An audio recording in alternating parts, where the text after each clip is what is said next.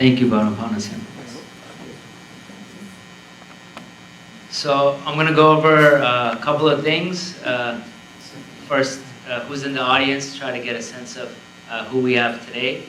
And then, as Barkev mentioned, a quick overview of the software industry in Armenia, and a little bit more about the science fair training that Barkev referenced. So if you see up here, if you have cell phones, you can go to menti.com and type in that code. I'm going to just ask the audience some questions to kind of make it more interactive. If you want to participate, feel free to do so. So a little bit about me. I was born and raised in San Francisco.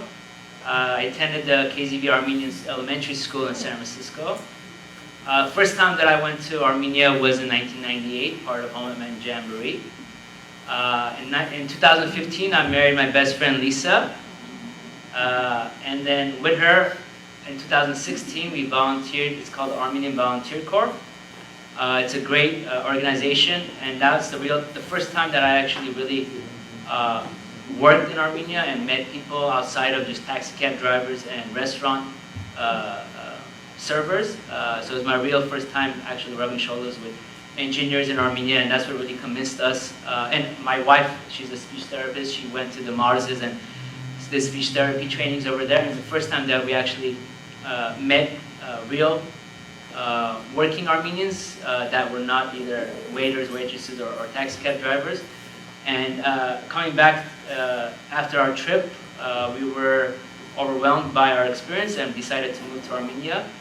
And so in February 2017, we moved there, and baby Jiro was born in 2018, and one of our goals is to have Jiro grow up in Armenia and go to school there and attend TUMO and a lot of fantastic things that I won't get into today, but we can definitely talk about that later on. So just a quick, whoever joined, I wanted to poll the audience and see who's been to Armenia within the last 2 years, within the last 5 years, within the last 10 years, more than 10 years ago, or if you've never been. And I see a lot of people aren't using their cell phones, so we can also raise hands.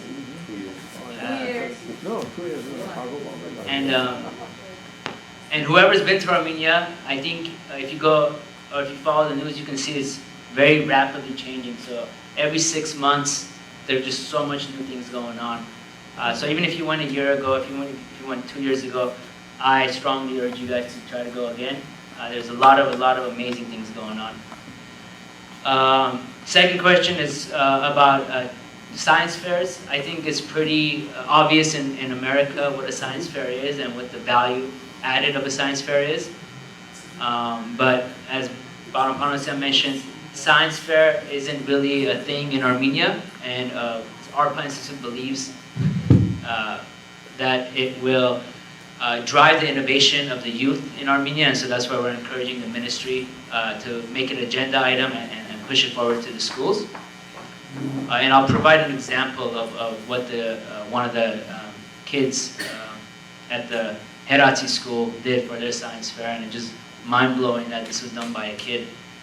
And finally, just to see who is familiar with software engineering, software development, and if anybody is interested in listening to it, hearing about it a little bit, which will help me tailor the presentation. So I see somebody's super excited about it. Looks like it's Valeria Mushi. But all right, and there's also Q&A questions if you want. If you're logged in here, you can ask some questions if you have any questions. All right, so jumping in, we're going to talk about the overview of software in Armenia, and there's a presentation that was already put together by somebody else. So, oops.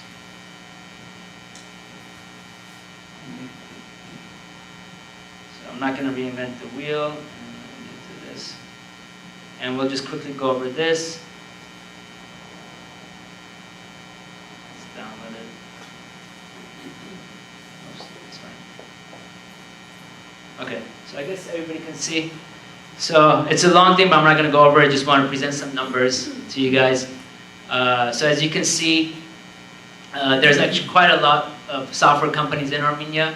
And the good thing about software development is all you need is a brain, which Armenia has a lot of. You need a laptop, and you need good internet. And Armenia was fortunate that they came up to the internet ages after fiber optics, and so you go to any cafe, any restaurant, anywhere, they have lightning fast internet for free, which sounds like no big deal, but if you go to anywhere in Europe, you'll find almost no cafes that offer internet. If they do, it's super slow or they charge you a lot of money. So anywhere you go in Armenia, you have incredibly cheap, free, even your cell phone plans are extremely cheap. So you have the brains, you have the laptops, and you have internet, and so that's actually posturing us in a very good position for us to continue the momentum of IT, Silicon Valley type work in Armenia. So as you can see, the IT industry is rapidly growing in Armenia, and the good thing about that is the IT industry isn't only people who like math, science, or software development. There's a lot of companies that go into that we deal with outside of Armenia, and so there's a lot of tourism that comes with the IT department. Now there's people in IT are moving into more of a middle class of Armenia, so they're going out and going to more restaurants, traveling more often, doing things. So it's one way to kind of drive. Sure. Are you taking questions? Sure. So is 7% below average or above average for a GDP share for an average country? So I don't know. Okay. Yeah. Just to have context. But the goal is that that USD millions that is 29% growth over the last few years, and it's going to be exponential. The expectation is that it's going to exponentially grow more and more. So the number of companies, again, like as I mentioned, there's a pretty good increase, and which I'll talk a little bit later about some of the challenges of software development in Armenia. One of them is trying to keep up with the resources, keep up with the demands, because the resources are limited and the demand is growing more and more. So there's a whole bunch of companies. I don't know if you've heard of some of these, but these are companies that actually do a lot of business internationally, including the States, with enterprise customers such as Airbnb, Accenture, and whatnot. The company I work for is called T-Mobile. Some of you may have heard of Pixar. We have a Pixar employee here. So a lot of these companies are actually doing really cool things. I don't want to go into it right now, but Gigi is like an Uber for Armenia. If you ever go to Armenia, you can download the Gigi application. And then there's also outsourcing companies where they don't develop something in-house, but they take business from externally and then they do the development in Armenia. And so a big list of companies, machine learning. So some more metrics. And just a caveat, these numbers are about 2 to 3 years old, so whatever I'm showing you, please add on another 25%, as Armenia is really, since the revolution, has been just on fire and growing rapidly. So throughout the schools and education system, Armenia is able to pump out about 1,000 new developers a year. And the cool or not cool thing is a lot of the developers, at least on my team, one of them is a PhD in genetics, another one is a PhD in something else, not really tied to software development, but because software development is where they're able to make a better living in Armenia, a lot of them migrate towards software engineering. And as I mentioned, the demand is growing much more rapidly than the resources that we have. What is the average income of these 11,000 some? So I'll go over that shortly in the slides. That's a good question. If anybody is familiar with software engineering, there's a bunch of different languages in software engineering. So this is just a breakdown of where the main technologies are. Primarily JavaScript, C++, Java. And here's an additional breakdown per discipline or per language of those developers.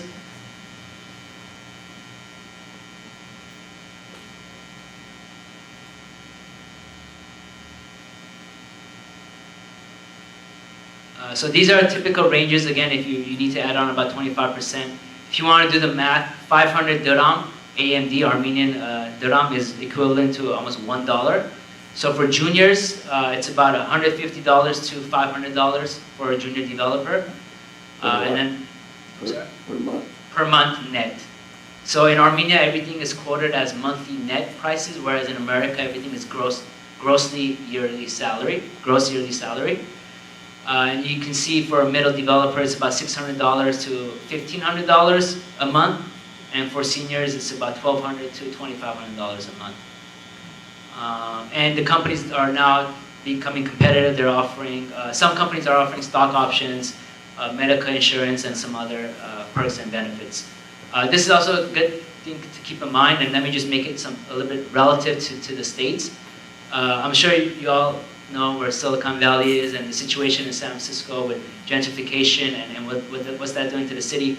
But in essence, software engineers make a lot of money, and if you have an idea and you want to realize it, you go to a software engineer and they're going to charge you an arm and a leg, and maybe your firstborn to get that developed. A good alternate option is to outsource that to Armenia.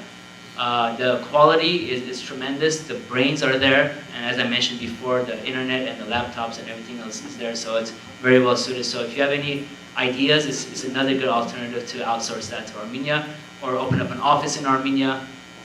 There's a lot of good success stories that are coming out from LA, Service Titan, Disco, and some other companies who are already doing that.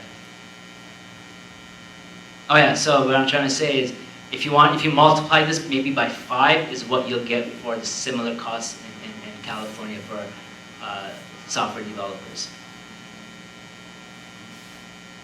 Here's a breakdown from the middle, juniors, seniors. As you can see, seniors are 10% of the workforce for the IT world. And so that's one of the other challenges that we need to do is grow the seniors in order for them to mentor the middles and the juniors coming out of college.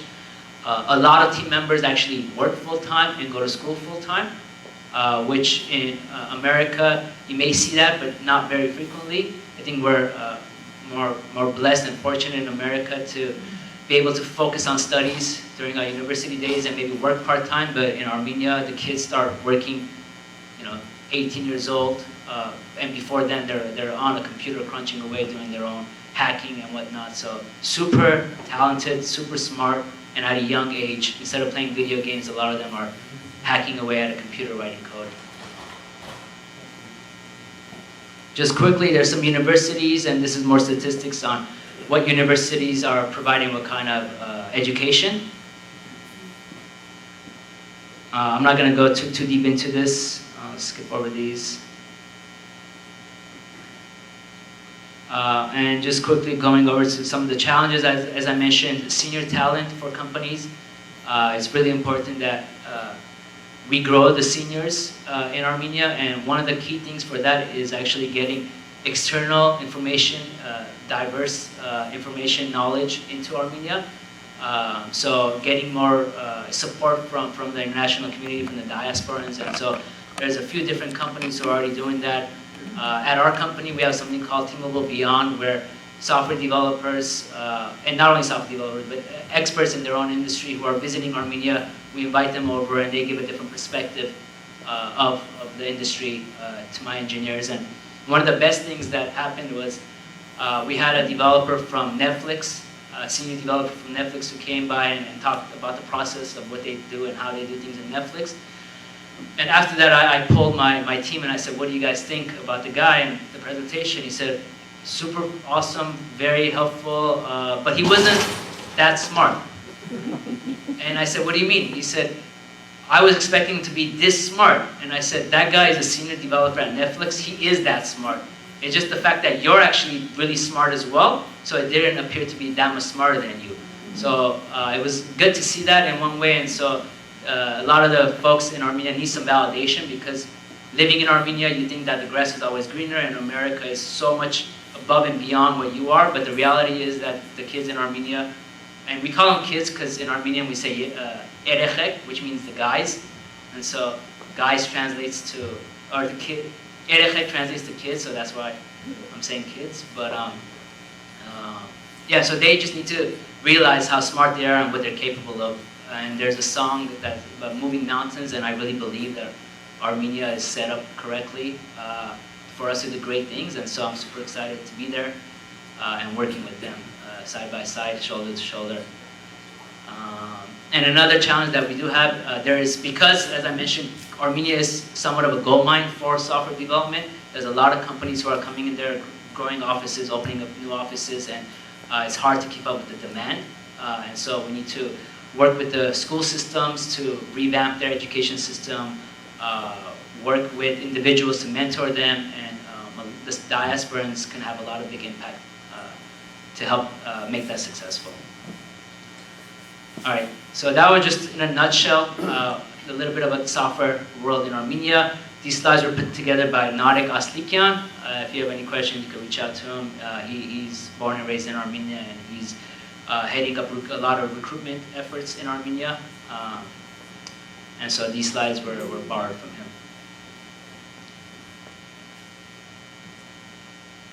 All right, so moving forward, so the Science Fair Initiative. We held a training on November 29th. It was in cooperation with the Ministry of Education. Over 80 teachers attended the training, and all those teachers currently were from Yerevan. Couple of things that we went over. It was a 2-hour session, and we only provided an overview of the things that we want to cover. One of them was how to actually teach creativity and innovation in schools. I think a lot of things we take for granted that we know subconsciously, but we're not aware of it. And so when you know something and you try to explain it to somebody else, it may be difficult if you don't know what context to put it in, what kind of analogies to use, what things to focus on. And so we have a member of the ARPA Institute. Her name is Dr. Mary Bogosian. She's also an expert in software and innovation, and she does a lot of great things in Armenia. So she talked to the teachers a little bit about how to teach kids to be more creative and how to seek out the right questions. And so that was very, very positive feedback from all the teachers. And then we moved into providing an overview of what a science fair is, why it's important, and how to conduct it. And again, it may seem trivial to those who have had their children participate in science fairs, but there's a very specific protocol to follow, the scientific method, and so these things we need to coach and train the teachers to know and do and understand that very well in order for them to actually teach their kids. As Barkev mentioned, there's an international science and engineering fair that's held roughly every year around the May timeframe, and the goal is to get Armenia involved in there as well. This is a huge event. Almost, I don't know how many hundreds of countries participate in this event. And as Barkev mentioned, Armenia is one of the key countries that are off the list, and one of the goals of the ARPA Institute is to change that, and working with the Ministry of Education.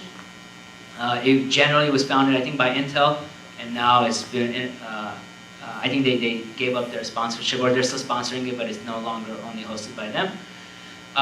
During the training of the teachers on November 29th, we had a guest teacher from the Herati school, and her kids did an awesome science fair project, which I'll quickly go over. And the kids were there as well, and they actually presented their findings, not only about the science fair project, but just about how they got involved, what happened afterwards, the experiences, and incredibly smart, better fluency in English than me, better fluency than in Armenian than me, just amazing, well beyond their years of education and experience. And so the next steps, there was a lot of positive feedback from the training. It just looked like all the teachers were saying, we want more. So our goal is to set up a more detailed training session with them sometime in January in coordination with the Ministry of Education. So we'll do probably a 4-hour training session with them, go over the scientific method with them, actually have them run an experiment, have them log their experiment, have them create the charts for the experiment so they can actually have hands-on experience in order for them to go and actually teach that in their schools. It's an involved process, so in order to scale this out to the Marses, out to the villages and to the other cities, we're planning on having train-the-trainer sessions where the teachers will become the ambassadors and the trainers to push the science fairs ahead to the other locations, and ARPA will be there, supporting them all the way with any means possible. Is one of ARPA's key initiatives to drive forward. So an example project, the title is called Influence of Wi-Fi Rays on Human Cells Culture, the HeLa cell line in specific. So I think we all have had this question, and not a lot of us have actually taken the steps to figure out what the answer is, but who doesn't have a cell phone here? Raise your hand. You didn't come. What? You didn't come. Okay, so he didn't come, he didn't get the message. But everybody has a cell phone, and I think everybody's curious to see, are the cell phone rays, are they really harmful for us? The radiation, should I keep it in my pocket? Is it going to affect my future health, my current health? So these kids had the same question, and they actually went above and beyond to get answers for it. I'm not going to read through this, I'm just going to leave this up here for a little bit. You guys can take a quick look at what the abstract is. This is just an excerpt from the abstract.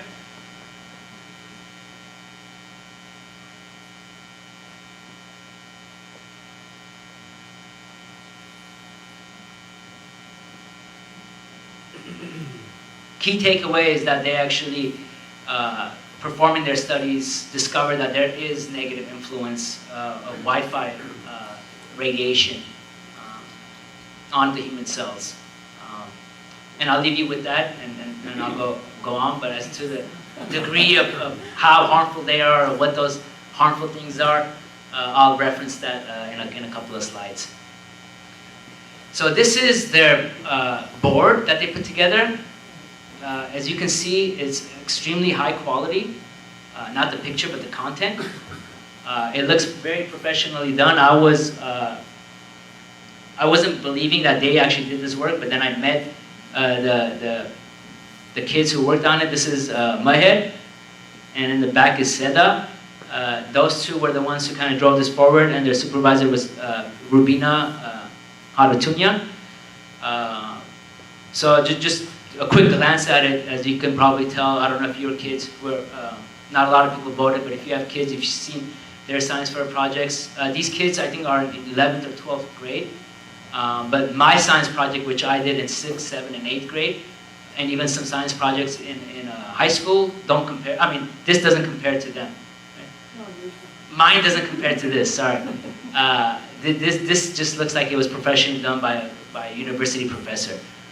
The types of charts that they used, the way they actually articulated their thoughts, their findings, the way that they conducted the experiments was very, very well done.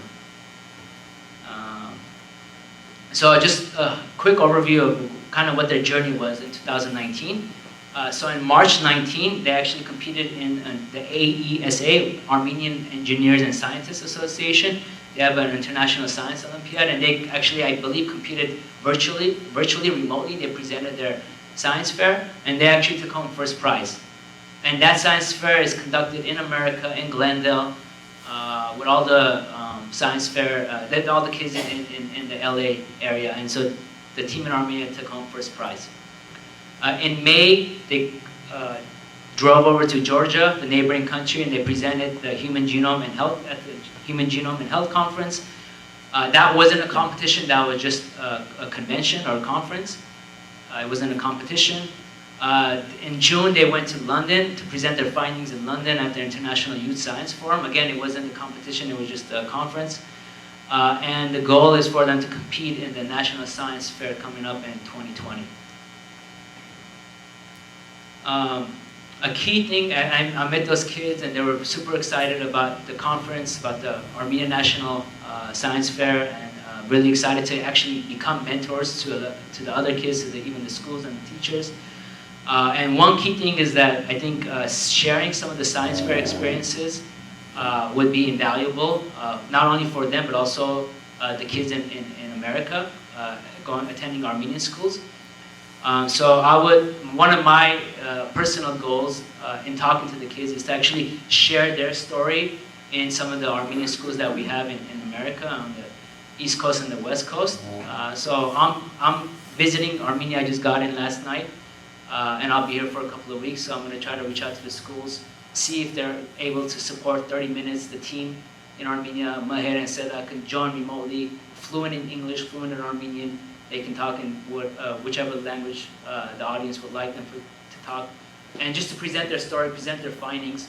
I think it's good to see what other people are doing. I think eventually it would be good to send kids from from America over to Armenia and actually into the schools and give presentations live.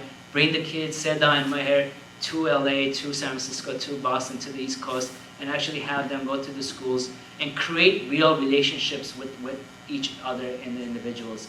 I think a lot of times when we go visit Armenia, either with a family or a school trip, we're always isolated with our family or with the school trip. And we go to a school and we say hi, and then we say bye, and we never keep in touch with those kids. And the main thing keeping me in Armenia is my friendship with my coworkers and my colleagues.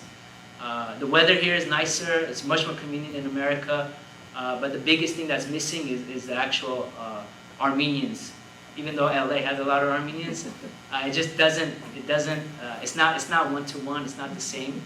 Apples and oranges, not better or worse, but I've gained just amazing relationships and insights living in Armenia. And I think as a child, I would love to have those deeper connections with schools and with kids in Armenia. So as I get older and I go visit Armenia with my friend or with my school, with my family or my schools, I could actually go and hang out with some of the kids that I met when I did the Science Fair project and presentation. So the key takeaway is that I'm going to try to get more visibility for Seda's and Maher's Science Fair projects in the rest of the schools. I think it's great value added for the kids at those schools.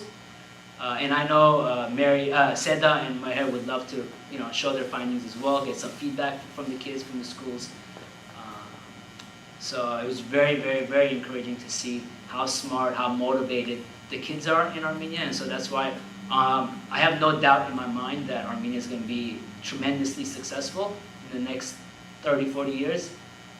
Give these kids some time to grow up, mature, and under the right nourishment.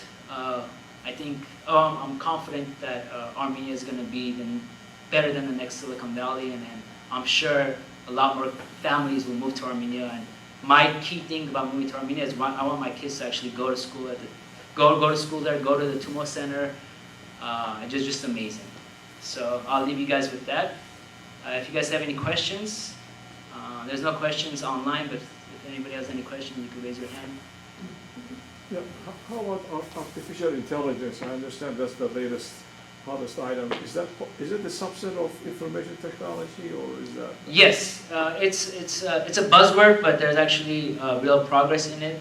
There's a bunch of actual machine learning going on, and AI, artificial intelligence. Let me just show you a quick slide of which companies are actually involved in it. As you can see, T-Mobile, that's the one that I could talk to. T-Mobile is an HR platform to help recruiting people into your company. And one of the key things what T-Mobile does is you integrate T-Mobile with your, it's called the application tracking system, how you actually get people to apply for your jobs. Let's say you're Google and you put out a software engineering position. So what they do is they take all the open jobs from a company, and then they also are, T-Mobile knows through access from the workers, all the workers' social networks. So they know that I'm connected with Bobos and John and Peter and whatnot, just through social media. And they find information through AI, through machine learning on who Bobos is, what education he has, what professional skills he has.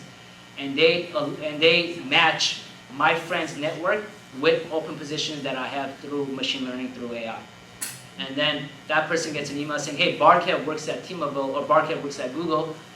We think you'd be a great fit to work at Google. Would you be interested? And the whole idea there is something called warm introductions, where if I reach out to a friend saying, hey, you should work for Google or you should work for this company, they're more open to saying, sure, if you work there, I trust you, I'll trust the company as well, rather than the recruiter at Google reaching out to this individual coldly and saying, hey, we think you're a great fit. that email will go into something called spam. The person will probably not read it because it's out of nowhere. They don't know that person. They don't know that recruiter. But if that request comes from a friend, you trust your friend, so you're much more likely to open up that email and engage in that HR interaction. But yeah, machine learning is growing there again. There is some bad things going on in Armenia.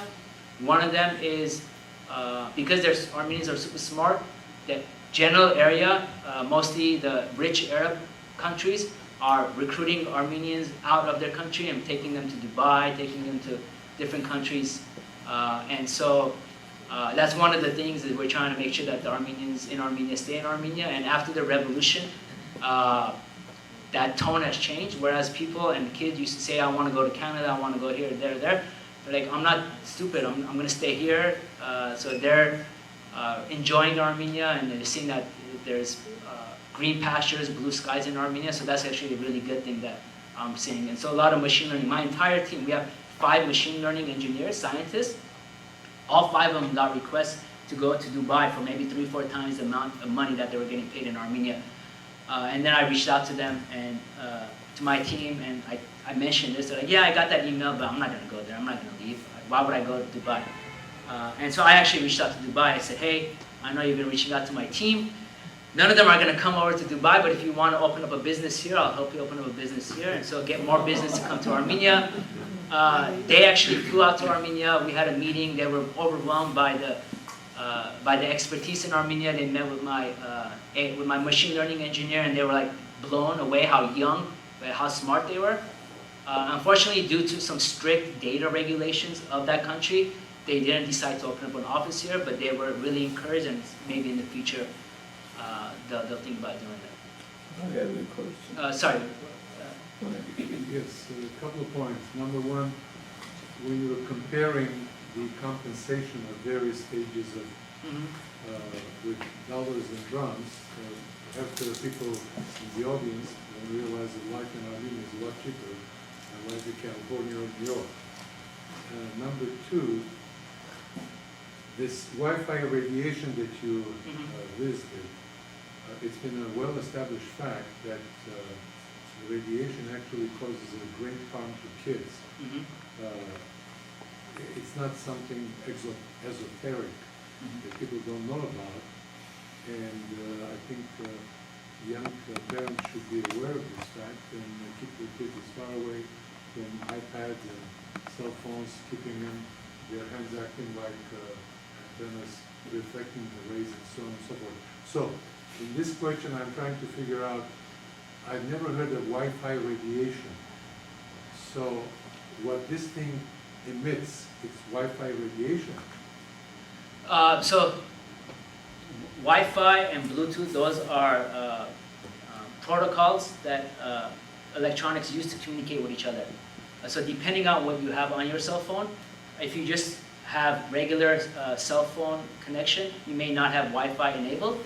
But Wi-Fi is, anytime you go to a restaurant or your house, you probably have something called Wi-Fi. And so, okay, yeah. So the study showed. I didn't go through all the details of the research, but the Wi-Fi did show that there is negative impact on human cells due to Wi-Fi radiation.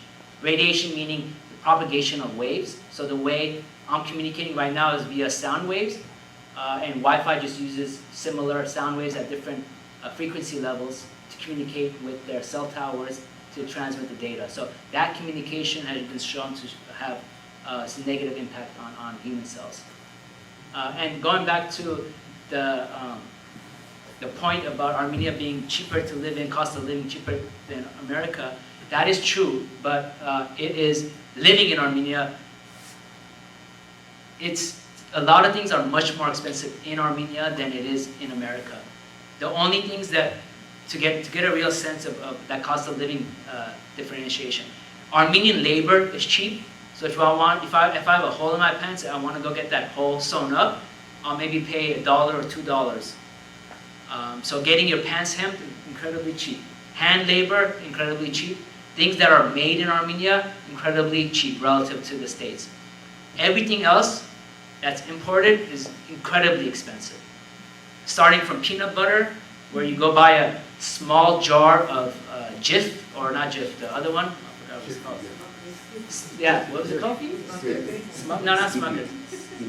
Skippy, yeah. $7 for a small jar in Armenia.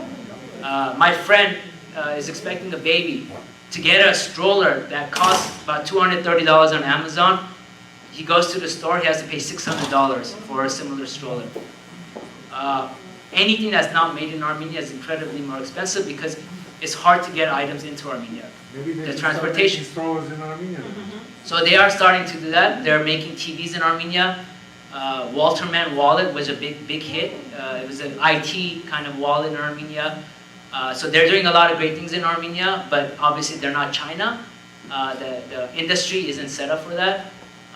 But just to kind of add in additional details, because there may be this misconception that Armenia has a much cheaper cost of living, but there are things that are a lot more expensive.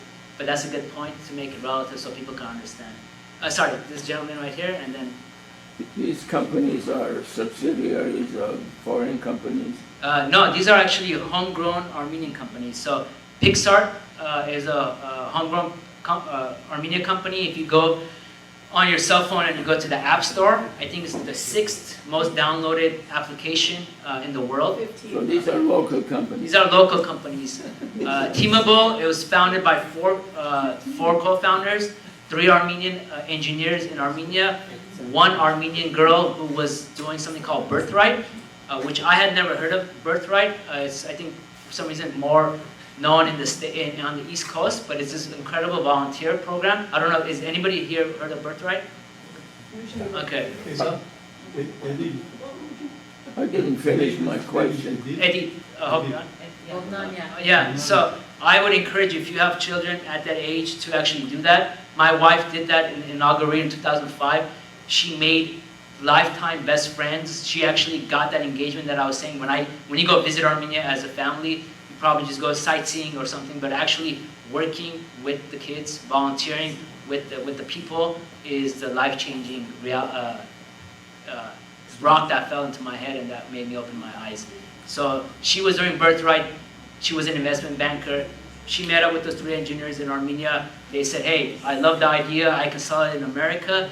Now they opened up an office in America. Now they're selling to Airbnb, Spotify, enterprise level things. So all of these companies here listed here are actually homegrown in Armenia, but Are they private companies or are they publicly held? some of these are private. Most of these are private. Monetis was the founder of Pixar is a serial entrepreneur. He's had 4 or 5. Hovannes Avayan. He's one of those eccentric, super incredibly smart people. Back in they call it the Turd and Mut days in Armenia when there was no electricity and whatnot. And he's old. He's about maybe mid to late 40s. And so he's world-renowned, like Java expert, and he did all his education and learning during, before there was a real internet and whatnot. He founded a couple of companies. He founded Monetis, which got bought up by a big German company that just went public for $3 billion. He founded Pixar. So some of these are wholly owned, are private companies. Some of them are wholly owned subsidiaries of other companies. And do Armenians have shares in these companies? Some companies do. Our company is offering stock options to the employees, and a few other startups that moved to Armenia are offering startups. VMware is in Armenia, Oracle is in Armenia, so there's a lot of big Synopsys, there's a lot of big name companies in Armenia. The lady in the back, and then... I just wondered if you could say a few words about the global WTIC conference that was held in October. Sure.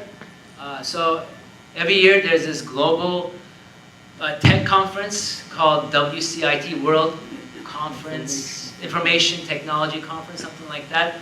And a lot of big names attend that conference, and it's on a large scale. So Armenia hosted it this year. It was held at what was it called? Hamalir, which is that cool-looking spaceship venue. If you've ever been to Armenia, they had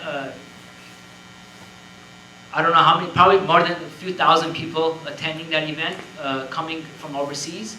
Our favorite, famous Armenians were there, Kardashians, Alex Ohanyan, who is the co-founder of Reddit, which is maybe the second or third most frequently used website in the world. A lot of great experts and minds came from all around the world. A lot of talk about AI, machine learning, and the future of what technology has to, we'll get involved with. A lot of discussions about the legal impacts of new technology and where do you draw the line between what is private versus public information. Where do you draw the line on what AI should be allowed to do or should not be allowed to do? So types of conversations that are really looking ahead. Technology is growing much faster than laws, so there was a lot of emphasis on that. But it was a great success, and a lot of people came from overseas to attend that event. And whoever was there, non-Armenians, were just blown away by how beautiful, friendly, how good the food was in Armenia, the sights that they saw. So people think Armenia, Middle East, and they kind of put it in this Middle East bucket. But it's really a gem that stands out and shines really bright. And I don't know if you've been following, but recently there's so many articles coming out that ranks Armenia as the #1 tourist spot, and it really is. Everybody who comes there just falls in love with it. And I'm surprised, I'm like, why do you visit Chinese, Japanese, everything? Why do you visit Armenia?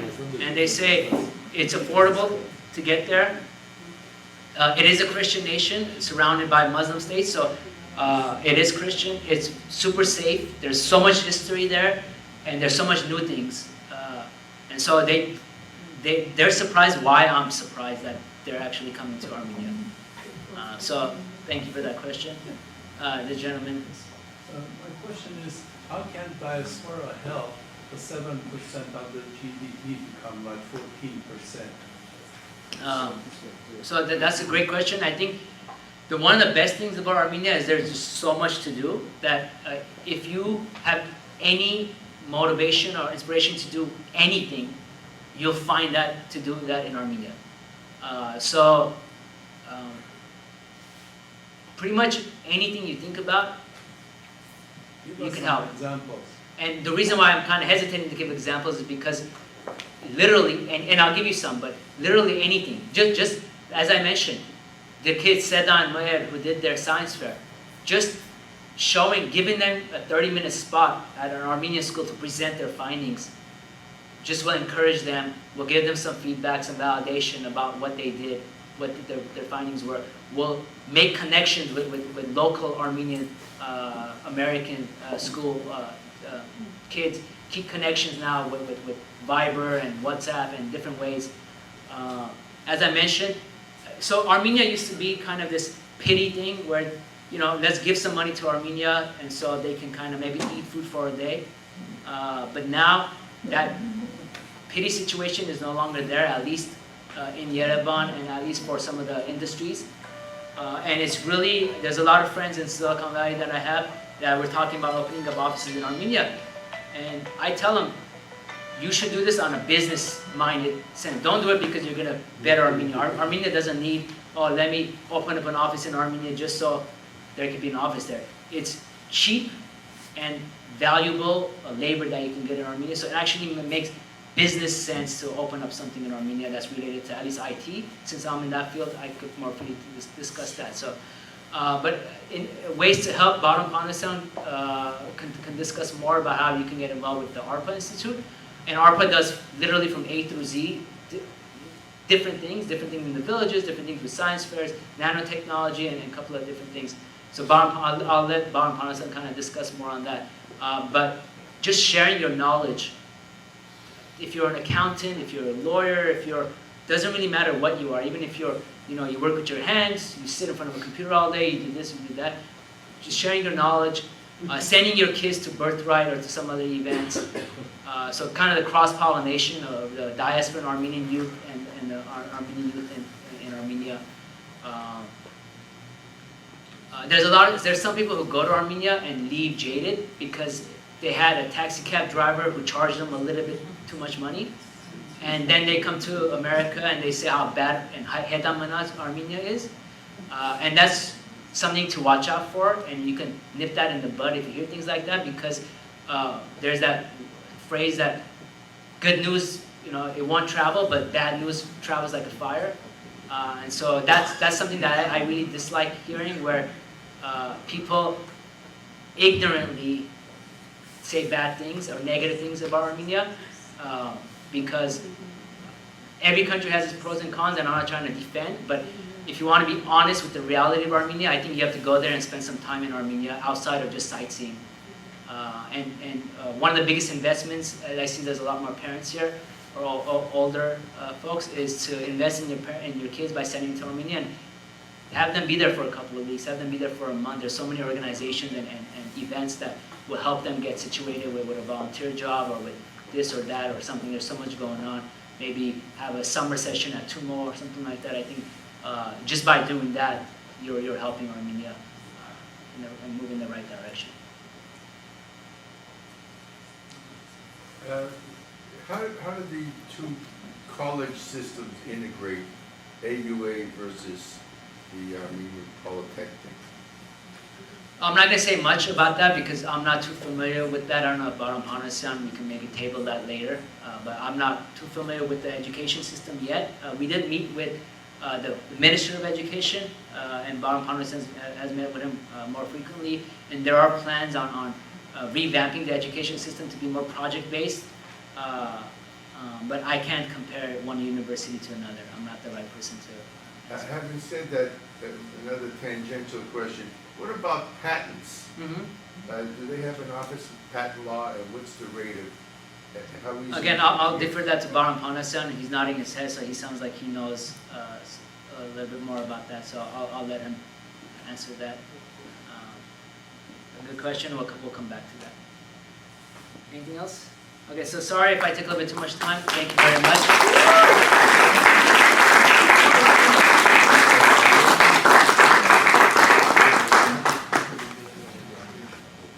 Thank you, Barkev. I hope that was what you expected or more. Our next speaker will be talking about the healthcare system in Armenia. He's an expert in healthcare. Shant, Dr. Shant Sheverdimian, who is a board member of the ARPA Institute, has been working in Armenia for so many years, and he's intimately familiar with what is happening, what is going on with the new development in the healthcare system. He's a pediatric surgeon at UCLA, but then he does so many other things that I don't want to talk about. Everybody probably knows him already.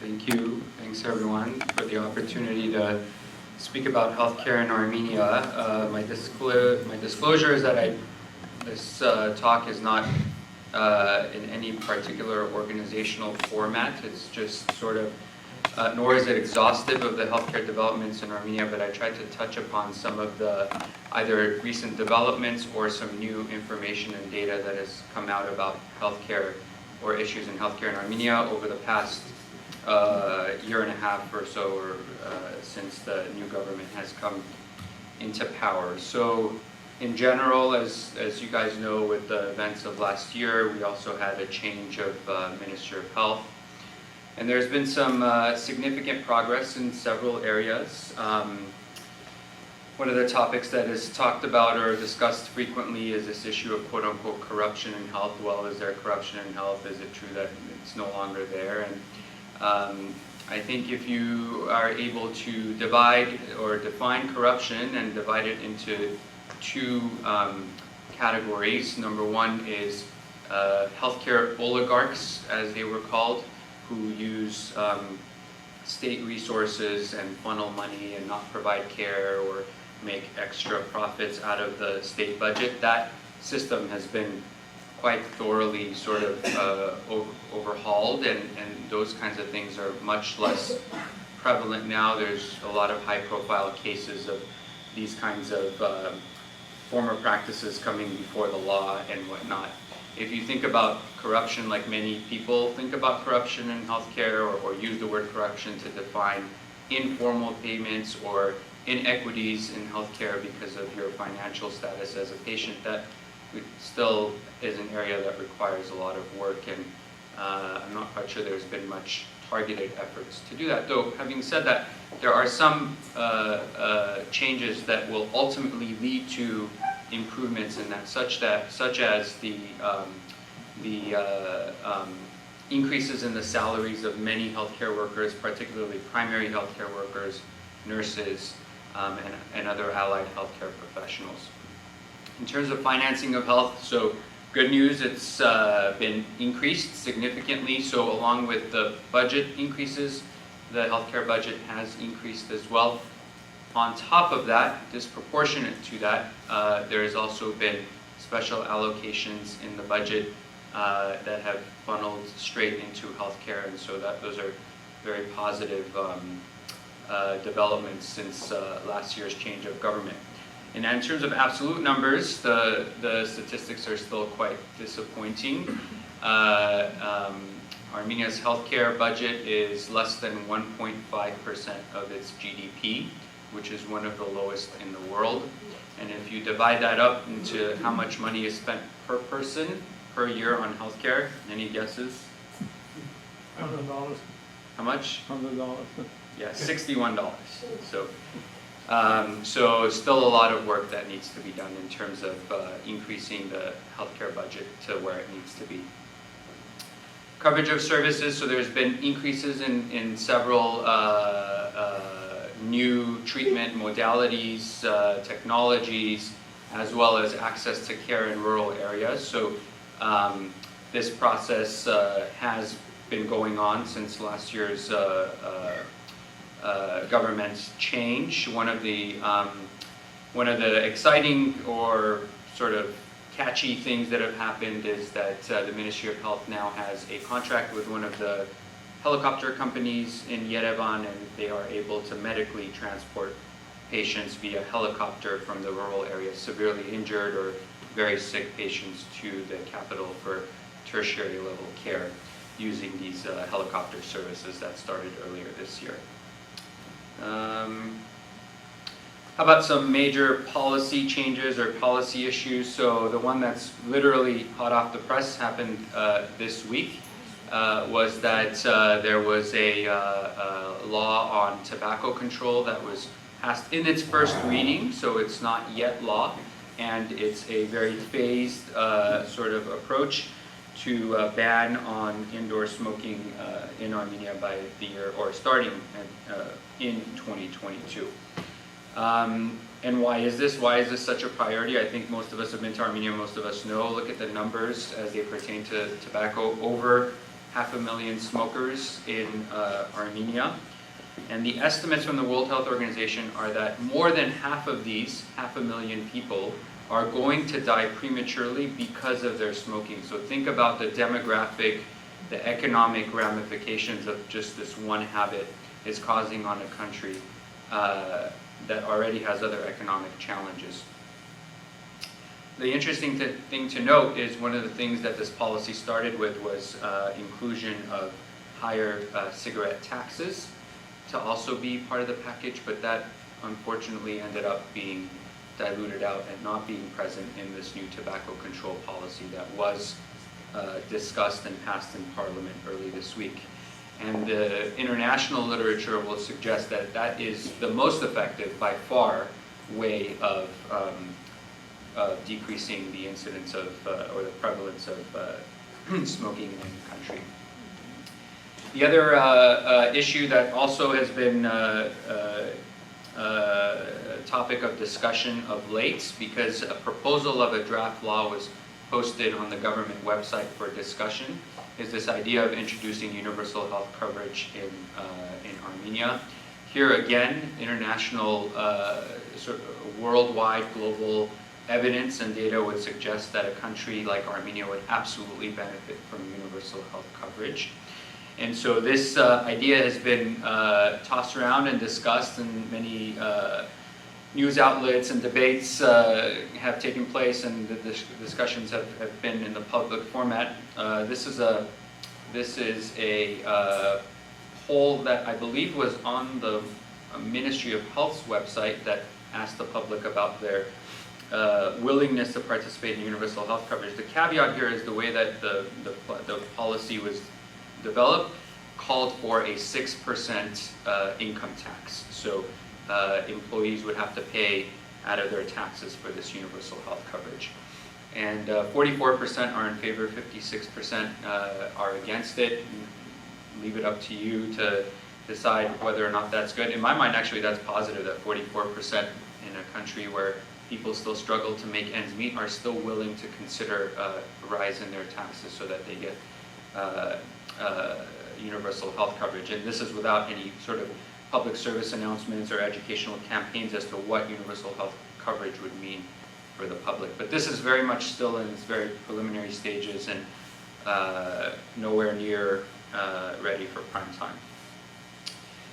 So talk about some issues that are also very active and some challenges in healthcare that are prohibiting the further improvements in the overall state of healthcare. One of them is the state of medical education, particularly graduate and postgraduate medical education, meaning medical schools and then more specifically residency programs. So Armenia still has a very old model of physician training, and the licensing, accreditation, experience, volume requirements are virtually non-existent. And for those of us that participate in healthcare in Armenia or in the hospitals, this unfortunately is becoming more and more recognizable as a problem, as the number of and quality of medical school and residency graduates, well, the number increases, but the quality is unfortunately taking a toll. So this is an area of active discussion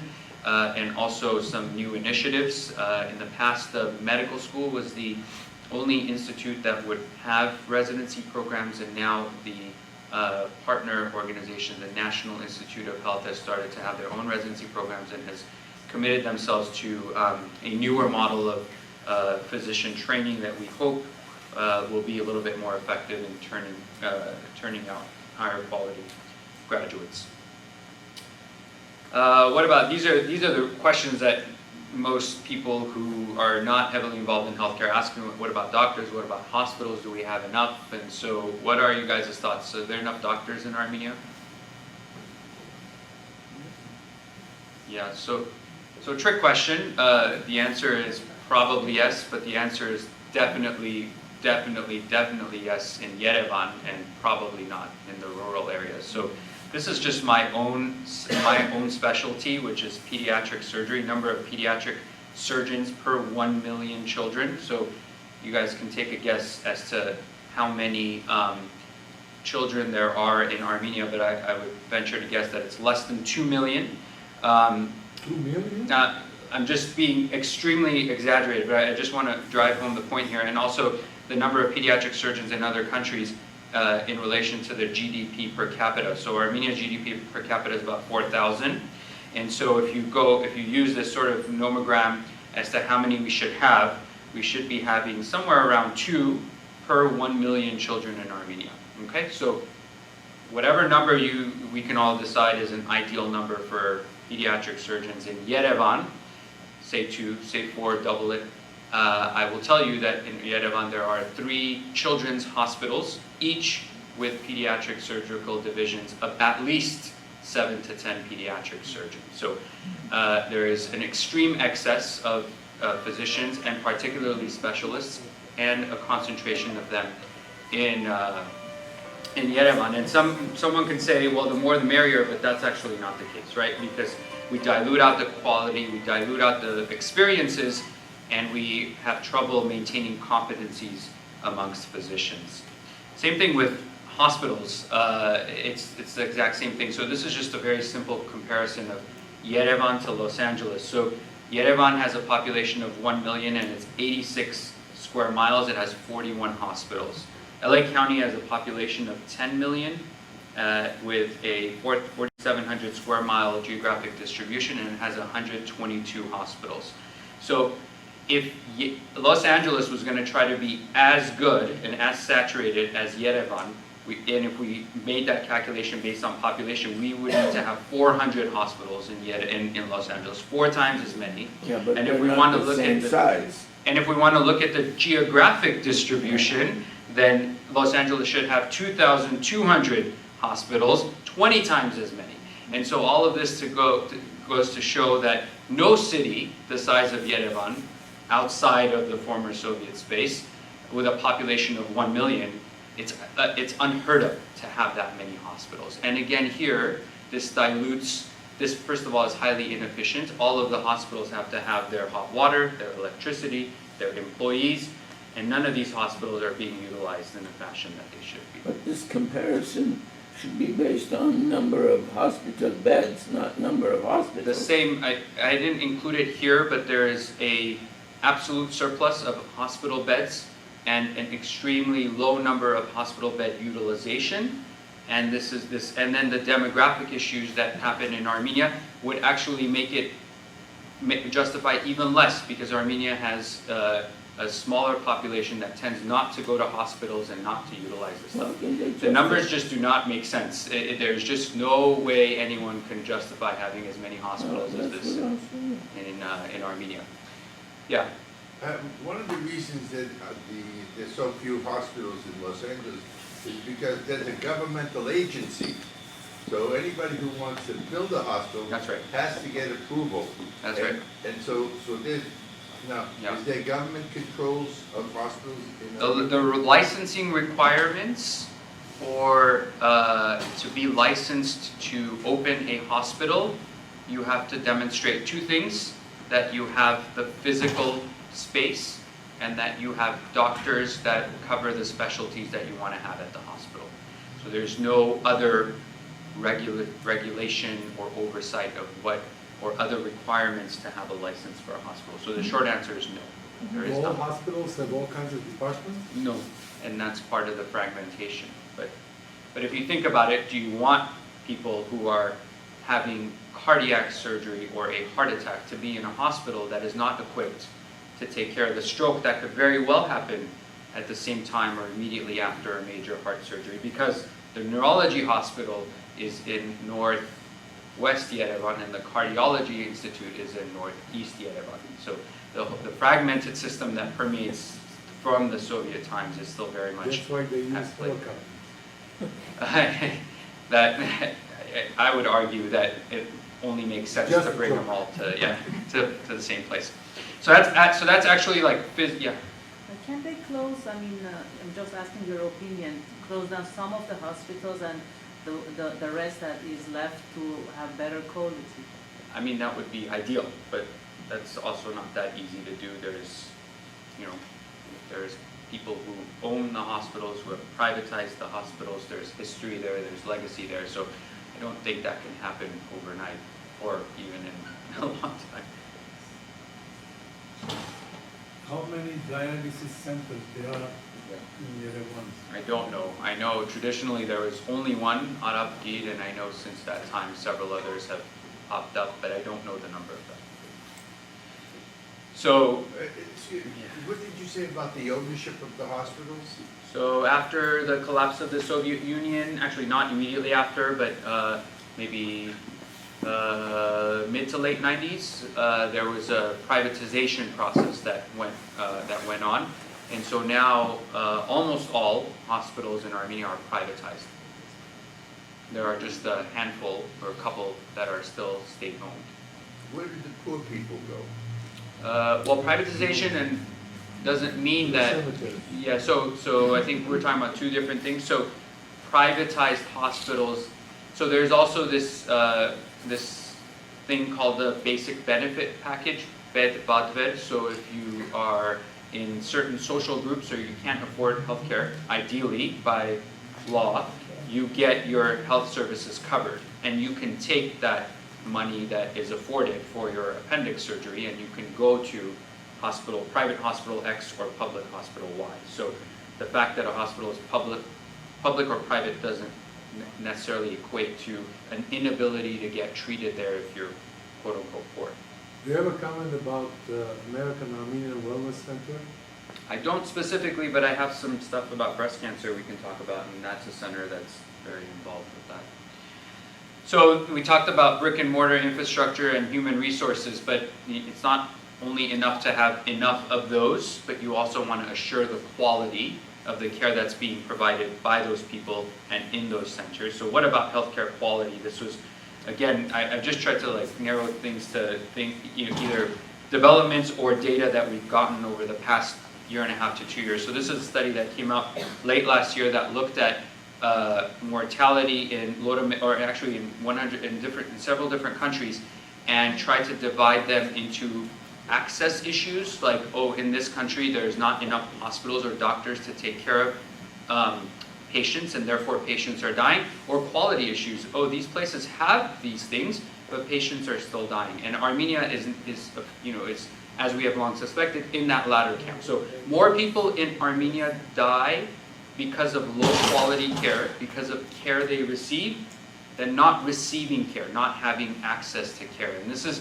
it requires a huge mindset in the approach of anyone that wants to contribute to health system strengthening, is that we are not where we were in 1988, we are not where we were in 1992. We are not in the situation where desperately we need supplies, desperately we need doctors. It's the opposite. We need to start thinking about quality. Indirectly influencing quality is a medical education issue, amongst other policy issues. And so this is really where the focus of our efforts and the local ministry's efforts should be. Is that true for rural areas as well? This was a nationwide database. Is this the pattern? Yeah, so, and that's a good point, because there are still, areas that have access issues outside of Yerevan. But this was a nationwide sort of registry or data that was used. All right, what about, and then, when we talk about the big sort of killers or the big burden of disease in Armenia, cardiovascular disease is obviously a big one. Oncology is a big one, and the ministry has put in some efforts into developing a national oncology strategy. Some of it involves availability of more services that haven't been available in Armenia before. Also coverage of more services. So as of this year, oncology surgery, so removal of tumors, is covered for, if not the entire population, a much larger proportion of the population. But there are still a lot of issues that remain, because treating cancer is not only about surgery. Oftentimes, almost always, it involves other treatments as well, chemotherapy, radiation, and there are significant issues in the other sectors. In terms of just sort of overall information, this is somewhat earlier data, but still very much the same. More than half of cancers are diagnosed in very late stages, and that means incurable or very difficult to treat. 35% of cervical cancer, 62% of breast cancer were diagnosed in stage 3 and 4, and I put these here because these are largely preventable because we have screening. These numbers can be drastically lower. In 2011, actually I have more recent data from 2018, the 5-year survival from breast cancer in America is, or in Northern America or in the Western world, is way more than 90%. In Armenia, the 5-year survival from breast cancer is now 59%. So if you have, as a woman, if you are diagnosed with breast cancer, you have about a 50% chance of surviving to year 5. Colorectal cancer, so this is a field of interest for myself as well as our group from UCLA. So this is a study that we had conducted earlier this year that looked at attitudes and practice patterns for colorectal cancer, specifically at colorectal cancer screening. So Armenia has a very knowledgeable population. Most people know about colorectal cancer. Not as many people know about screening. Most people are willing to undergo screening if that was offered. But look at the percentage, the gray here are the percentage of people who said, nobody ever talked to me about screening for colorectal cancer, versus the population that said they did. But then there are also a lot of issues. Who and in what circumstance would they agree to go through screening?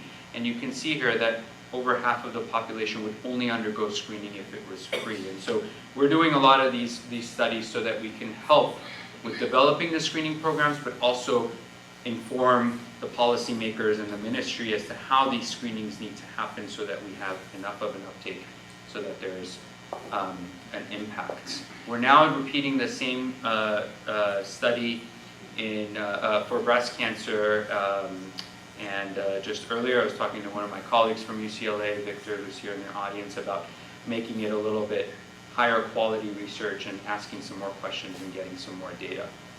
On the colorectal, so people much smarter than me from our group at UCLA did some cost effectiveness modeling, and we were able to show that screening with what's called FOBT, so that's the occult blood, just checking for blood in the stool, is a highly cost-effective intervention for Armenia. So the World Health Organization defines anything that's 3 times the GDP per capita as being highly cost-effective. So anything per quality averted. And this is all fancy stuff just to show that anything under $12,000, any intervention under $12,000 per quality is highly cost-effective. If we modeled it out, and FOBT testing would be 1,000, so highly cost-effective, something that we should look into doing in Armenia. Breast cancer, so as I was mentioning, we are now conducting a similar survey amongst women in Armenia to understand women in Yerevan to understand their knowledge and attitudes and barriers towards breast cancer screening, because this is a huge problem in Armenia. I can stop whenever you want, because I know you said, okay. Non-communicable disease, the other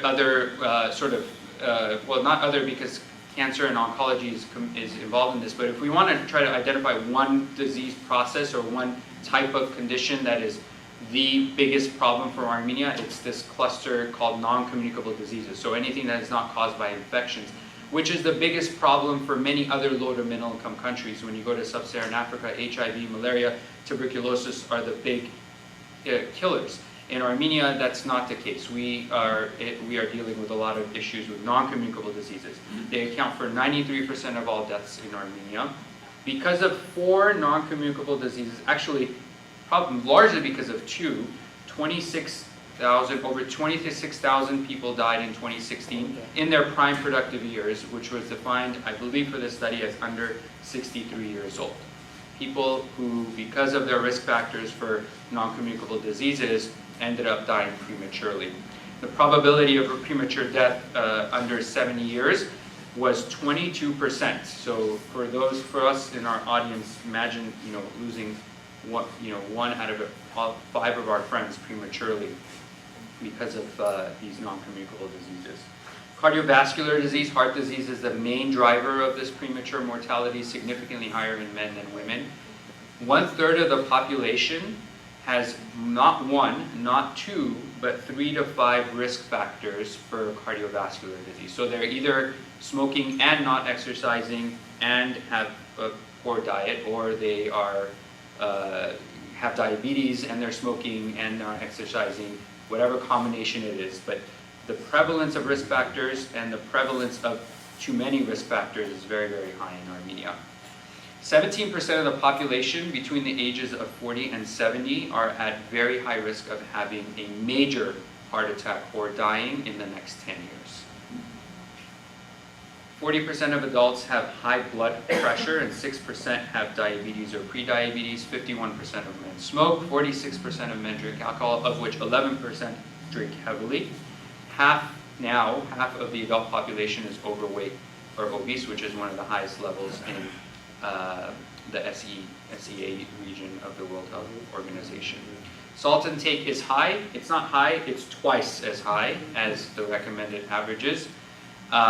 Barkev was saying earlier that the food was great and Armenia loved it. Everyone loved Armenia a lot, but this is partly because of the high intake of salt. If you'll notice, when you go to Armenia, compared to here in the restaurants, the salt shaker is the one here with 1 hole and the pepper shaker with 4. In Armenia, it's the opposite. The salt shakers are the one with the 4 holes and the pepper is the one with the 1. And even though we know that the population has all these risk factors, we have challenges with treating it. Not only preventing them, not only minimizing them, but even when we diagnose it, preventing them. So So there was an interesting study that was done in 2016 that asked people, we know that if you have high blood pressure, you have to take blood pressure medication at least once a day. So they just went out and said, have you taken blood pressure medication in the past 24 hours? And 80% said no. So there's this concept of taking blood pressure medication only when you feel like your blood pressure is high, when you have a bad headache or something like that. So there's a lot of issues with compliance. Only 16% of those who had hypertension were properly controlled. The mean blood pressure was 183 over 125, which is, absurdly high and is not controlled blood pressure. What does all this mean? So Barkev also said that 7% of the GDP now comes from IT, if I'm quoting that correctly. Unfortunately, we're taking it all away from Armenia because the non-communicable diseases, not all healthcare issues, only the couple of issues, the big burden of non-communicable disease is a 6.5% of the GDP burden on Armenia's economy. So the costs related to treating patients and the costs related to premature death because of patients dying from these conditions is a burden of almost 7% of the GDP, which accounts for over $500 million US dollars. And it's huge, and here they are. These are the two big non-communicable diseases that are the big burden of disease in Armenia, with diabetes and respiratory illnesses trailing as number 3 and number 4. Maybe I'll stop, yeah? Or just a couple of more slides. So we talked about rural access and quality of care in rural Armenia. So the ministry and the government has actually taken this issue very seriously, and they now have several initiatives to incentivize physicians as well as offer them free training or advanced training so that they are more likely to go and provide care in areas outside of Yerevan. One is a new venture or initiative called Health for Armenia, which is a joint venture between the Ministry of Health and this Health for Armenia organization, which is modeled, if you guys know about it, which is modeled off the Teach for Armenia model, where teachers are sent to rural areas of Armenia for 2 years. They get an additional stipend, they get advanced education, they get a master's in education while they're out there, and they're providing this much needed service. So this idea is, or this initiative is doing the same in healthcare by providing primary care practitioners, and not just primary care practitioners, but nurses as well, because it makes sense to have nurses in rural areas, and it also allows for empowerment of nurses. Finally, diaspora engagement. This is another sort of area of interest for me. How do we effectively, the question was asked earlier, how do we help or how do we contribute? But we also have to develop the framework so that the diaspora can effectively contribute to health system strengthening. And this is an ongoing discussion with various players from the High Commission of Diaspora, the medical societies abroad, the Minister of Health, as to how to create a framework, whether it's starting with databases so that healthcare providers or people who are doing work in healthcare can start to talk to each other, versus getting priorities set by the Ministry of Health and getting those delivered to us so that we can work on those priority areas. These are all things that we're actively looking at, trying to research, trying to understand. As a follow-up and last words would be that in continuation of this discussion is a conference that'll take place in a couple of months in the dead of winter, unfortunately, in New Jersey, about these very topics, about developing infrastructure to facilitate Armenian diaspora collaboration, focusing on quality of healthcare, medical education, all the things that we talked about. So I'll stop there. Thank you very much.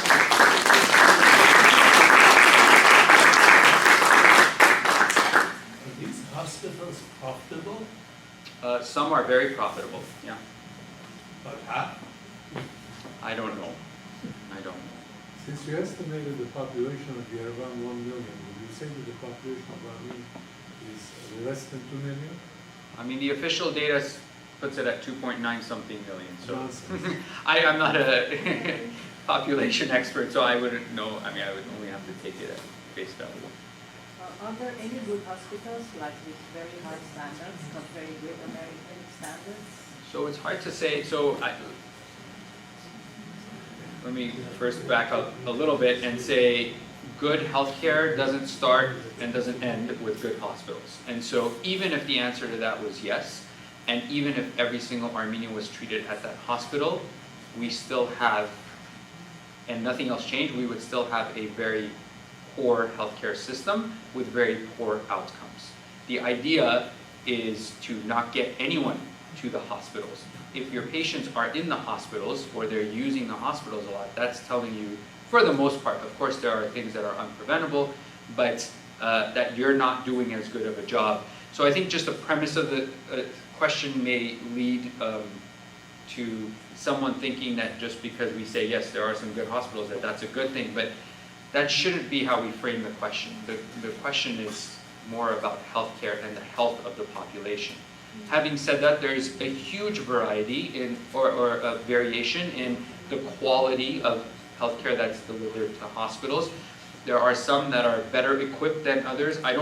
Nobody has any objective data to show that the complication rates, for example, in one hospital are less than another one. Everything that we know is anecdotal. But and it also depends on how you define good. Is good well equipped with the latest technology? Then the answer is definitely yes. There are some great hospitals with the latest laparoscopic equipment for surgery and all this kind of stuff. But I wouldn't define that as good. I would define good as a hospital that has low readmission rates, low infection rates, nobody falls from their hospital beds and has a hip fracture because they're in there for their pneumonia, that kind of stuff. And we just don't have the data. What is the cost for staying in hospital per day? It depends. I mean, it's orders of magnitude less than here. It depends on the hospital. It depends. There's also like a culture of, do you want the upgraded hospital room with a TV and a private bathroom? And depends on which hospital you go to. But it could vary. It could vary from, say, for example, things that I know about as a surgeon, appendix surgery or gallbladder surgery, from $300 to $3,000 for the entire service, including the physician and the hospital stay and the operating expenses and all.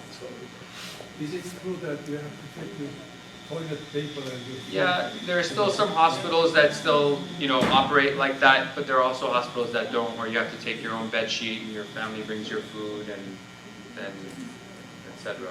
Yeah. I think I understand the current state where there's a surplus of medical professionals. I don't know if I missed it, but if you talked about salaries of doctors, my impression is that a website developer probably makes more money than a surgeon would in Armenia.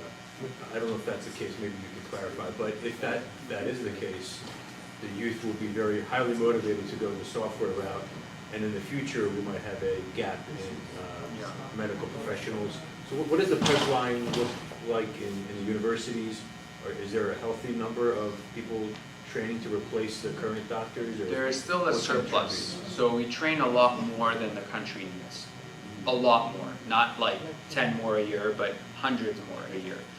And with regards to physician salaries, there's huge variation. There are some, because there is no less than 3% of the population has voluntary health insurance, so it's a fee-for-service model. So you have a good reputation, you can charge a lot, and you get busy, you can make a lot of money as an orthopedic surgeon in Armenia. For example, you're a primary care physician that works in a polyclinic with a capitated system where you get some number of pennies per patient in that region, then you multiply those pennies and you're still making very little money. And nobody really knows the real answer because we still know that there's an informal payment system to physicians. Yep. Do you think that taxation is a more effective way of reducing smoking than public education and school education and things like that? Yeah, so I think the global literature and the worldwide literature has shown that time and time and time again. Yeah. The most effective. Okay, thank you.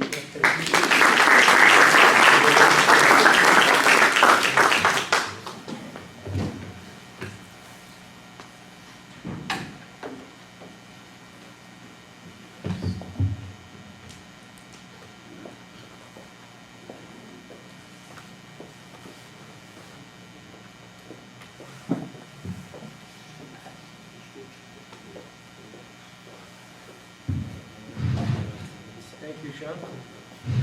So finally, I'll be talking about what we do in Armenia and what achievements we've had this year. That is ARPA Institute. That's what I'm talking about. So,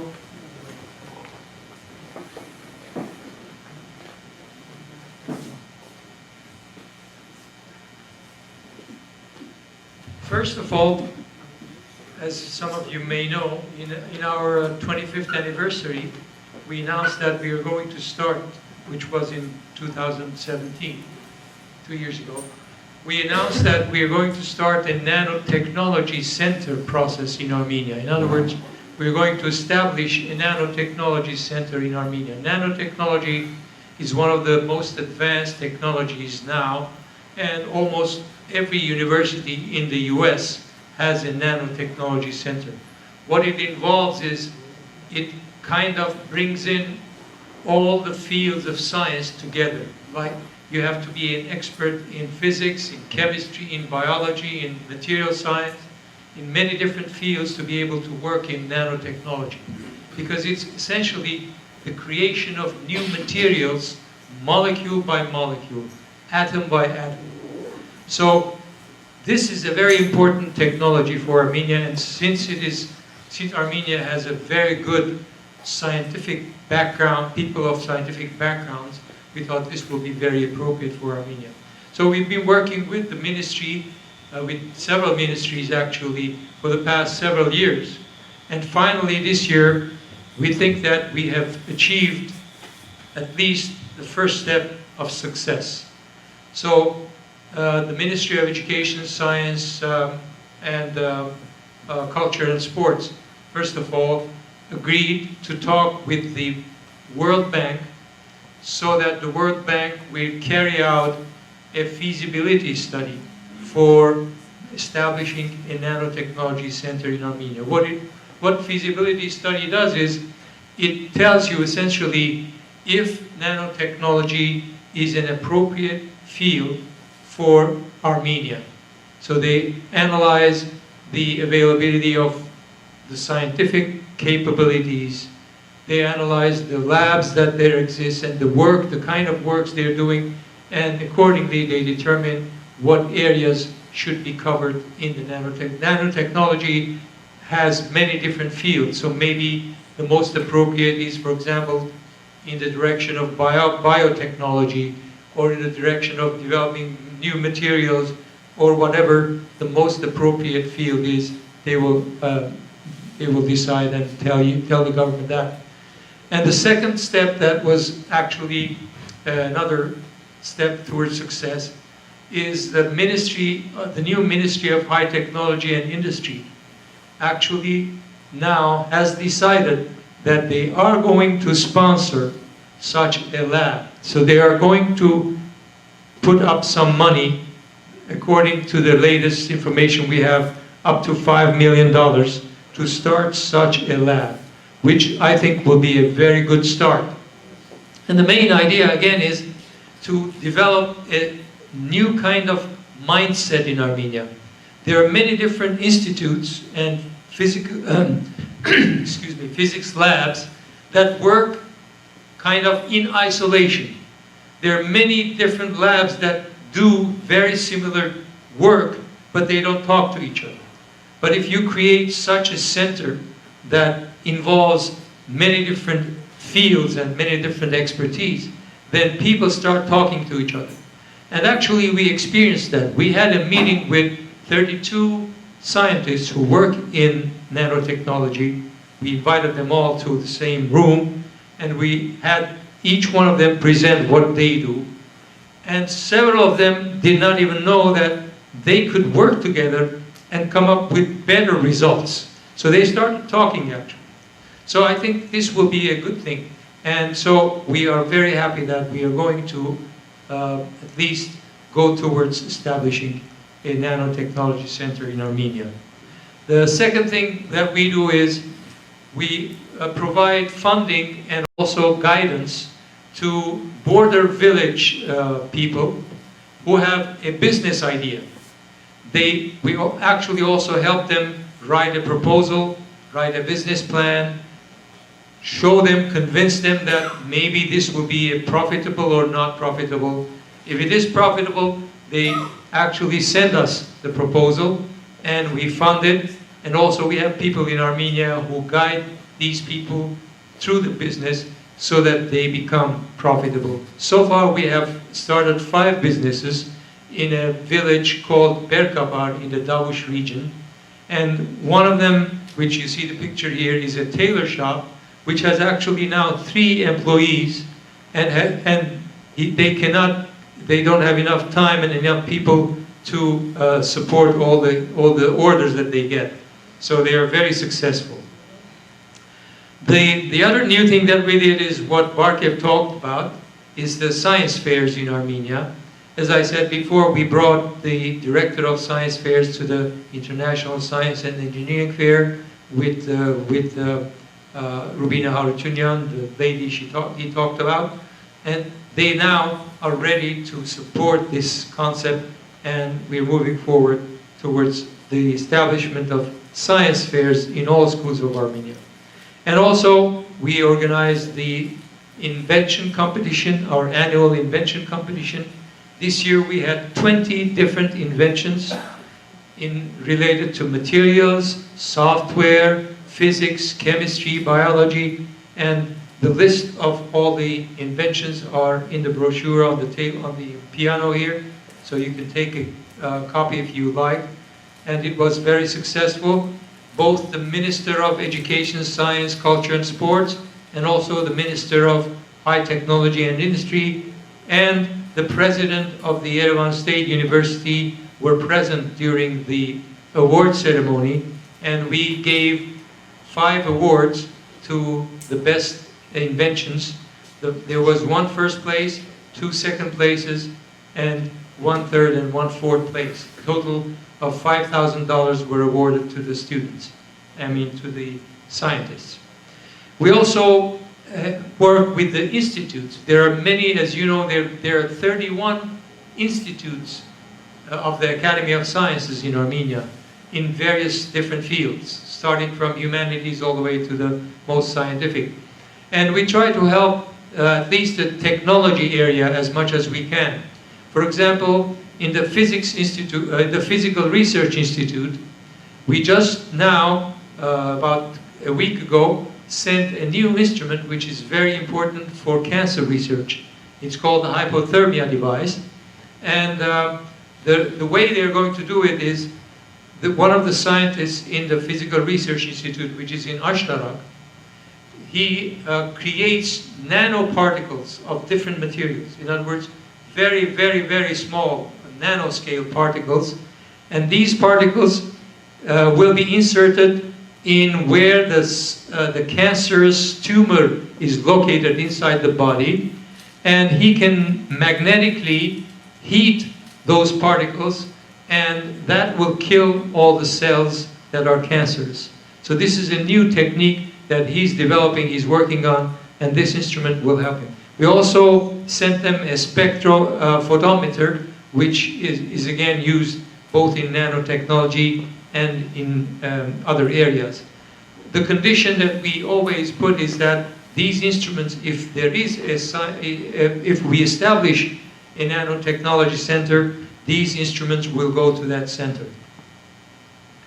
And now the Chemical Physics Institute also, they received from us a gas chromatograph, and this analyzes different materials, chemical materials especially, and determines what kind of materials they are and how they can be characterized. In the Physics Institute, which is the Alekhanyan Physics Institute, one of the most advanced institutes in Armenia, and by the way, on January 11, the director of that institute, Dr. Ani Abrahamian, who is the director of the nuclear lab in the Notre Dame University, but also was recently appointed the director to be the director of this Physics Institute. She'll be here and she'll say a few words about what they do. But one of the teams in the Physics Institute is developing what is called a radio frequency photomultiplier tube. The photomultiplier tube itself is not a novel thing, but what they have done is they have created a way so that they can measure laser pulses down to a picosecond accuracy. The most accurate system that exists now is in the range of 50 picoseconds. This will be something like 5 times reduced, so in the range of 1 to 10 picoseconds. And that could mean a great advantage in many different areas. For example, it can increase the power of the most powerful microscope by 10 times. It can create new means of developing cameras that are very fast, and many other areas. So what we are trying to help them now is to create a prototype that is micro, in other words, smaller size than what they have in the lab, and eventually to miniaturize it as much as possible so it becomes practical.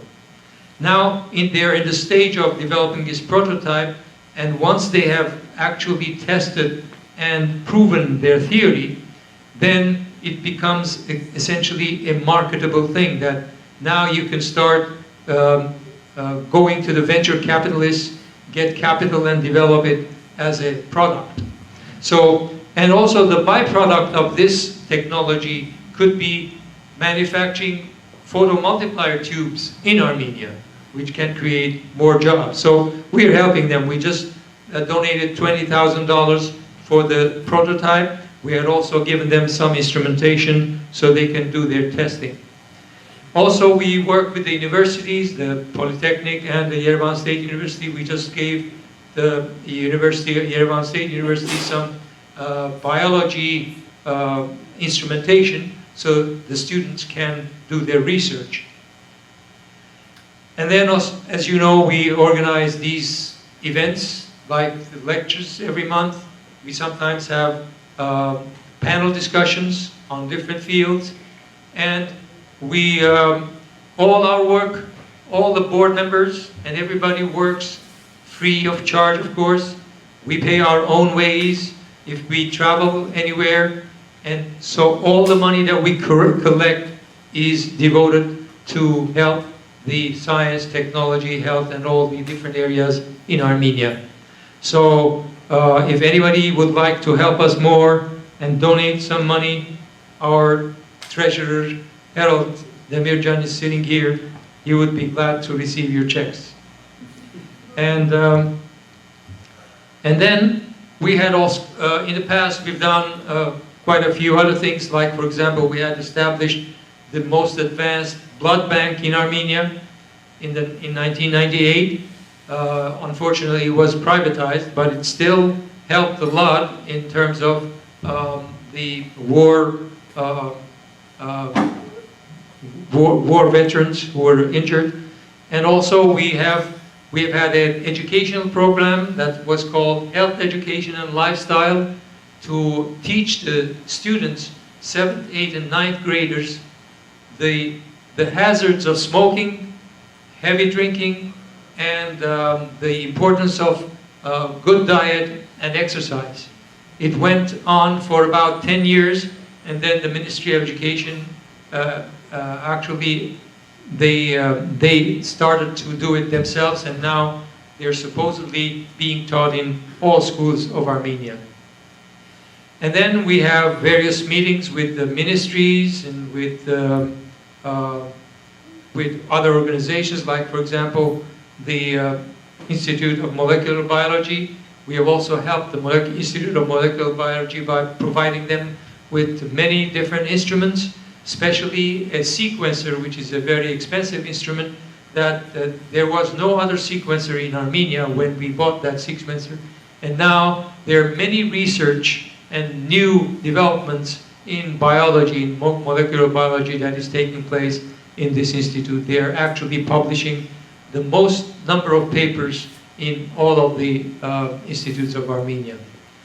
And this is a picture of this lower one is a picture of the teachers on this left down below corner, the teachers that were trained by Barkev and Harachovi in Armenia.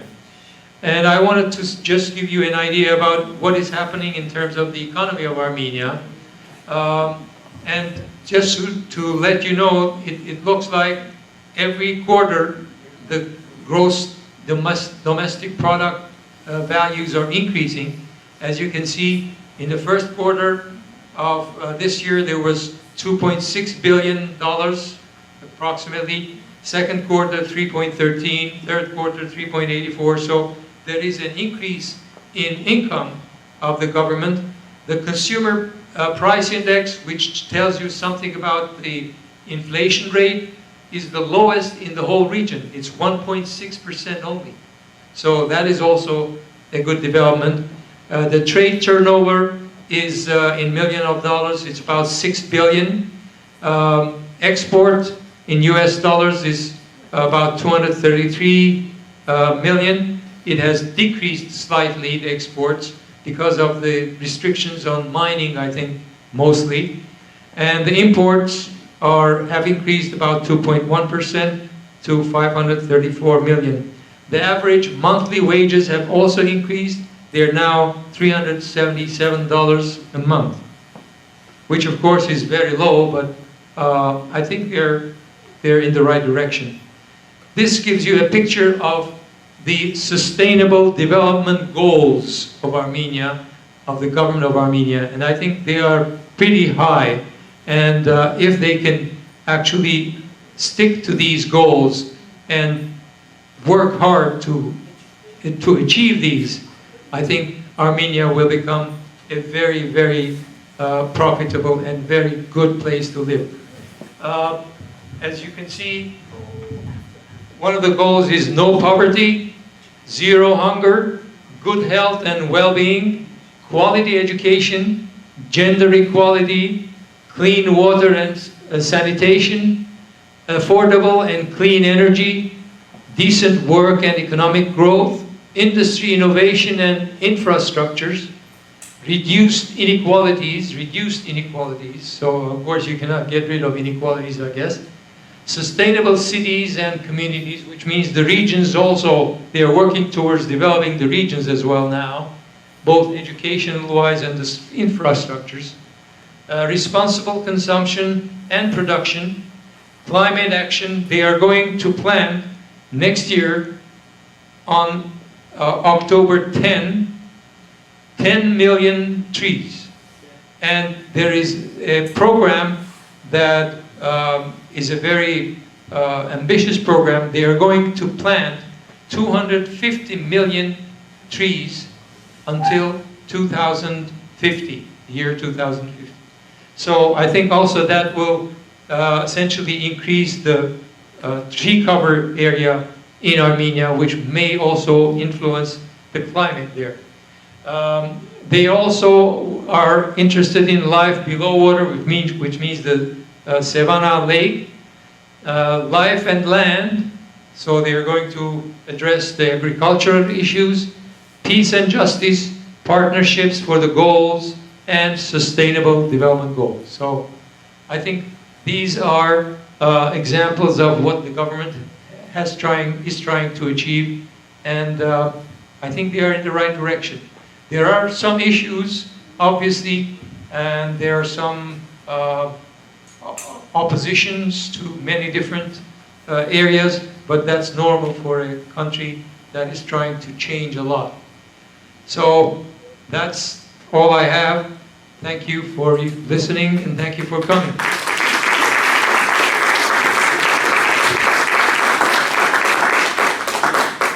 If there are any questions or comments, yes.